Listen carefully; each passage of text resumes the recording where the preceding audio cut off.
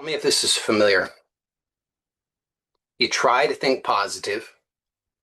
You do your best to visualize what you want, and you're working to maintain a high vibrational state. You're hoping, you are praying that the universe is going to deliver on the goods and quick, because you're not sure how much longer you can keep this whole thing up. It's exhausting, isn't it? Well, I understand because I did that too. I lived like that for 15 years of my life. And the truth is, it almost killed me. That is not an exaggeration.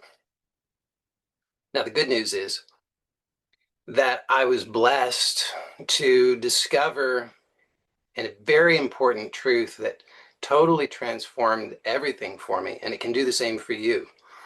And this is something that almost nobody is talking about, at least not in the way that I'm going to share with you today. My intention is to share with you about this important truth. And not only am I going to share that truth with you, I'm actually going to give you a simple 3-step method that you can begin to apply so that you can start to get real results, real benefits starting today in your life. And for those who decide to stick around, I'm going to take it even a step further. I'm going to guide you through the process so that you can experience the benefits of that for yourself today. And I'm going to talk you through a couple of different real world types of scenarios in which you could apply this so that you can start to improve those things in your life. And on top of all of that, I'm going to respond to and address any questions, doubts, or concerns that you might have, because I want to make sure that you can actually start to work with this. Because I know that when you do, you will reap the rewards. You will get so many benefits in your life. Your entire life can change. You can start to experience more peace within yourself starting today, more ease starting today, and paradoxically, all of the things that you want to achieve in your life will start to come to you more easily. You won't have to work so hard. You won't have to strain so much. You won't have to struggle with all of the anxiety. So if that sounds like something of interest to you, then stick around, because that's what we're going to be doing today. So let me ask you a question. When you try to do all those things, the right things, the things that the experts tell you, it's kind of exhausting, isn't it? And not only that, but if you really tell the truth, it becomes anxiety provoking, because you start to become stressed. What if you can't keep it up? What if you make a mistake? What if you slip up and you lose all of the things that you've accomplished up to now? Well, I want to propose to you that whether you got into this whole thing through the angle of personal development or spirituality or manifestation, if you think about it, a lot of the basic teachings are kind of the same. There's a lot of overlap. It's like think good, feel good, do good, right? And it kind of makes a lot of sense. And I'm not suggesting that those things are wrong, but rather that they are incomplete. And when you lack that complete knowledge, this can have some really devastating effects in your life, as it certainly did in my life. So let's just talk briefly about what some of those things are that the experts say. So the experts say that it's important to think positively. Because why? Because thoughts are things, and what you think attracts to you like circumstances, like situations, like people. And so you start to think, well, I better think consciously, positively. So you affirm to yourself, I am healthy, I am wealthy, I am powerful, I am attractive. But then if you tell the truth, there's that voice in the back of your mind that says, no, you're not. Who are you fooling?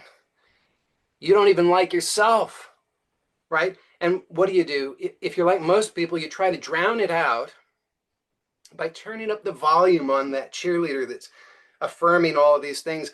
I am powerful. I can do anything. But it's really stressful. And it turns out that all that stress is counterproductive. It actually is destructive in your life. Well, what's another thing that the experts say? The experts also tell you that feelings are important. In fact, many people will tell you that feeling is even more important than what you're thinking, because the feeling is what determines your vibrational state. And your vibrational state is what really is the primary attractor in your life, the primary driver of what you experience.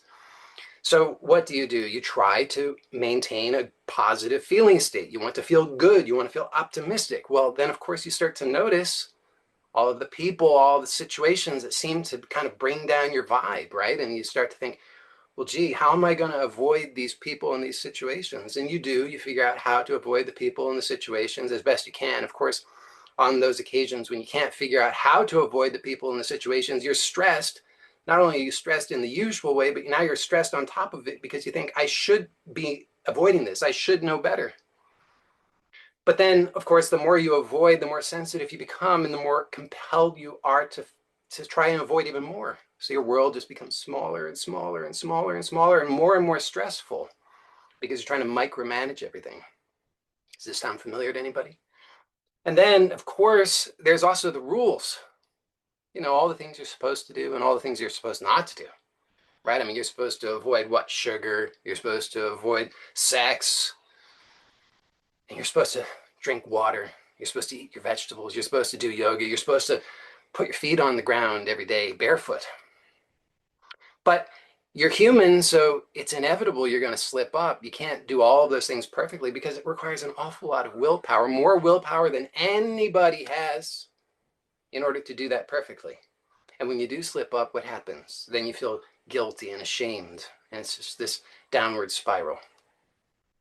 So that's the situation that most of us find ourselves in, some variation on that at some point. And, you know, if you think about it, when you first got into all of this stuff in the first place, it was because you were hurting. It was because you were experiencing that pain, the confusion, the frustration, the disappointment, the discouragement, and all of those things. And you wanted a solution, and you thought, hey, this is it. This is the solution. And you start putting it into practice. But the problem is that if you tell the truth, once you get far enough into the whole thing, it's not clear that on the whole, it's actually better, really. Because if you think about it, it's like, okay, maybe there's been some improvements, but you still have the struggle. You still have the pain. It might be slightly improved, slightly different, but there's still some of it there. And now on top of it, you've got all of the stress and the anxiety because you've got to constantly do it all right. And there's the fear of losing what it is that you think that maybe you've gained through all of this. So this is exactly the kind of thing that I did. And let me tell you a little bit about how it is that I came to discover this truth that I'm going to share with you today, because the way that I did things really is, it was just that I took to the logical conclusion all of the things that the experts said to do.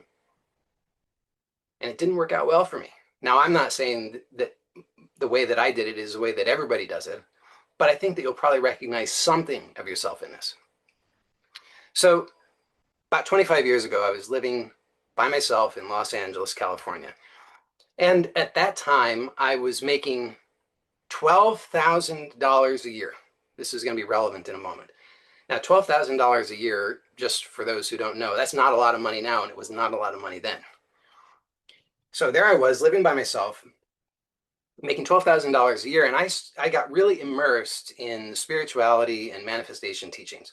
So I was doing the whole thing. I was doing, I was studying Eckhart Tolle and Byron Katie and Ram Dass, and I was reading Ernest Holmes, and I was doing practitioner training in the teachings of Ernest Holmes, and I was, all the things. I was studying all the things, and I was putting it into practice. I was doing transcendental meditation every day. I was doing an hour of affirmative prayer every day, following the exact steps outlined by Ernest Holmes. I was writing affirmations every day, which seemed like for hours a day, but I'm sure it wasn't that much, but it was certainly a lot. And I was even listening. I had a cassette tape. This was back in the day when there were cassette tapes, and I had a cassette tape. It was called 108 Perfect Affirmations, and I would listen to that over and over and over and over and over and over. Now, did I get results? Yes, I did. I mean, if I hadn't gotten some results, then I probably wouldn't have kept it up. I did get some results. An example of one of the results that I got was that I went from making $12,000 a year to making over $500,000 in a year in a very short amount of time. So on the surface, my life looked pretty good. I was having a lot of success, but inside, not so much. Inside, I was a mess. I was so anxious. I was trying to be perfect. I was trying to do everything right. I was trying to avoid all negative thoughts. I was trying to avoid all negative feelings. And of course, the irony was that I would feel fearful and guilty, two negative emotions, about any negative emotions, right? So it was just this bad vicious cycle. And I was also trying to do all the right things, all the right behaviors, and avoid all of the what I thought were the wrong behaviors, like trying to avoid sex, trying to avoid thinking about sex. And there I was, like 20 years old. What does a 20-year-old guy think about? Sex. But anytime I would think about sex, I felt guilty about it. So this was what I was doing, and I'll spare you all the details, but it went very badly. It looked good for a while until it started to look not so good at all. In fact, when about 10 years later, I had become homeless, and it wasn't that I had run out of money. It was because I just couldn't hold all of the stuff together any longer. The anxiety that I was experiencing was so severe that it just resulted in me being homeless. So then things got even worse. I got really sick, and a couple of years later, I was on the brink of death. And that's not an exaggeration. And even my wife reflected to me that at that time, she also really believed that I was going to die. I didn't have any hope. I thought I had exhausted all of my options twice over. I had really done everything that I knew, and I had done my hardest, tried my hardest. And it was there that in that moment of absolute desperation, when I didn't know what else I could do, that something opened up inside of me. I guess I surrendered, you could say. And something was revealed to me, and this is this truth that I'm going to share with you today. That truth, absolutely, and this is no exaggeration whatsoever. This truth single-handedly, completely changed my life for the better. And it did not overnight change all of the conditions and circumstances. I mean, I was in a really bad place. So the conditions were continued to be for some time not so great. But what did change instantaneously is that I knew fundamentally I am okay. All of the anxiety, all of the fear, all of the worry was gone. And it was not that it just vanished. This is a really important piece. It wasn't just that it vanished, because if something just vanishes, then of course it could come back. Rather, what changed was that my relationship with it, my understanding of the whole situation completely changed. So even if those things that I would call fear or anxiety or stress or whatever, even if those things would show up, my relationship to the whole thing was completely different. So it couldn't be the same thing any longer. And the amazing thing then is that not only did immediately I start to experience life in a new way, not only did I start to experience the real fulfillment that all along I had been in search of, the peace, the contentment, the okayness, the love that I had always been looking for in all of the things. Not only that, but also what started to happen was that I was able to then manifest in my life what it is that I most want virtually effortlessly. See, I no longer do the hour-long affirmative prayers and the writing all the affirmations and trying to visualize everything and being in the end and all the other stuff, because of what it is that I'm going to share with you today. So, are you interested in knowing what this thing is that I discovered? Now, I'll tell you that I'm going to share this with you in a moment, but before I do, let me tell you this, that your mind is almost certainly going to think at first, this couldn't possibly be anything useful. But I invite you to stay with me, because I'm going to explain this to you so that you can actually understand this and work with this and get the results for yourself. So here is the secret that I discovered that changed everything. The secret is this: learning how to relax. Now, when I say that, just notice if your mind says, "Are you kidding me? Learning how to relax? I already know how to relax, and that has not done anything for me." There's a difference, because the kind of relaxation that I'm talking about is a specific kind of relaxation. So let me clarify that I see that there are two types of relaxation. Now, the first type of relaxation is what I would call passive relaxation. So passive relaxation is the kind of thing where, you watch Netflix or you get a massage or that kind of thing, where you do an activity and you hope that that activity will then passively reduce your stress levels. You're not actively reducing the stress levels. You're not actively aware of what the process is. Rather, you do an activity and you hope that the activity will reduce your stress levels. Now, passive relaxation is awesome. It's a really valuable thing. However, it has limitations. So the kind of relaxation that I'm talking about, the kind of relaxation that changes everything, is what I call active relaxation or conscious relaxation.